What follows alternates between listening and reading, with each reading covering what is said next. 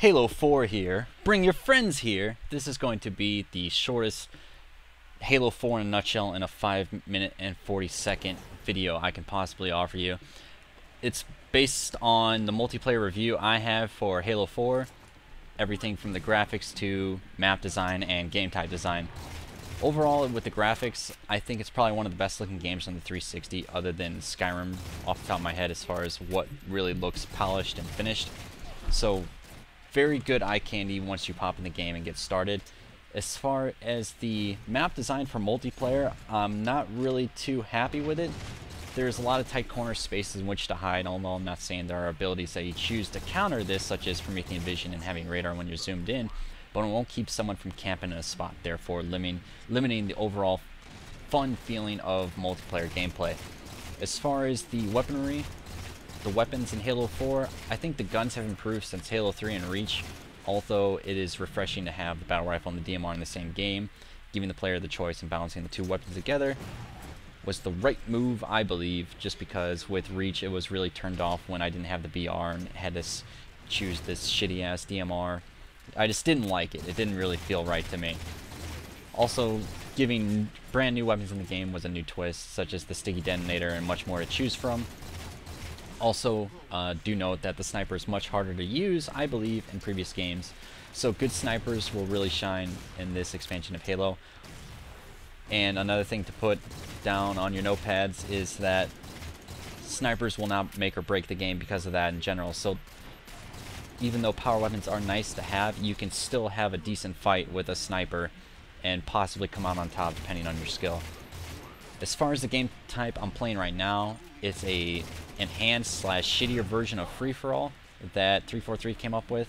It's called Genocide, and Genocide consists of 6 players instead of 8. The person with the top points is called the King, and the King has a symbol above his head at all times on the map. Also, the King will gain a bounty for every person he kills, with a max of 35 points total. So after the King is killed at max bounty, whoever kills him, the bounty is reset to normal on the King if he is still leading in points. Also, if you do not die after a certain amount of time while being the King, you will be rewarded with an overshield, which I do understand, but it's kind of bullshit for a free-for-all game. And I'm pretty sure I said 30 seconds if you survive that long as being King. So what usually happens in Genocide, depending on the lobby, everyone will either rush the King, making gameplay almost unbearable for that person. It essentially punishes you for being top on points. Even after a couple days of playing Regicide, I still believe that there should be some type of option for regular Rumble Pit, in which it would be the ultimate test of KD and awareness, in my opinion, not relying on solely one person to get max points from. It kind of draws everyone into one place and turns it into a Zerg Fest, which isn't a bad thing. I mean, it makes for fun play for some people, but it's not my type of FMA. And also note that in Regicide, I've seen someone win Regicide with a negative KD, which almost made me throw my fucking controller across the room the night of the launch, but I won't even get into that. So if you're looking to win at Regicide, I have come up with a couple of strats for you in order to help you. Option A, play like normal, trying to outpoint everyone, which is, keep in mind, very difficult. You go in, throw some nades, possibly get a triple or two, possibly die, rinse and repeat. Option B, play ninja, only engage in a gunfight when someone is engaging you. Your priority is only the King when bounty is high. You go in, steal the points, and keep repeating this process. So with that, you're going to want to load out with unlimited sprint, etc. Option C, you would pretty much play the role of the King's right-hand man, except he tries to kill you as well, which doesn't really make you the right-hand man, but it's just the way of saying it. Depending on the lobby, some people like to rush the King and others don't, but if they do, you try and set up a choke point in which to farm only the other players trying to kill the King. And then last, option D, you play a mix of all three.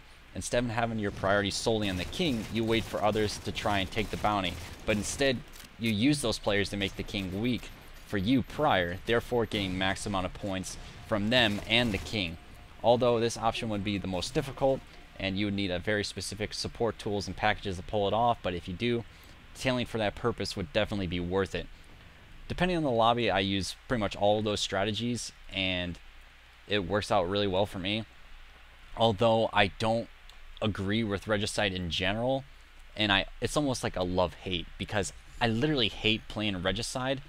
It wasn't as bad as the first night of launch just because I didn't have a specific loadout in which to play the game type with, and that might turn a lot of players off when you first go into Regicide and you don't have everything tailored for that specific game type. So I would suggest with the multiplayer going in and playing Team Slayer Pro, which is bare bones, because you don't need any loadouts. You can just go in there, play, gain a lot of points and a lot of spending points in which to improve your gear and play.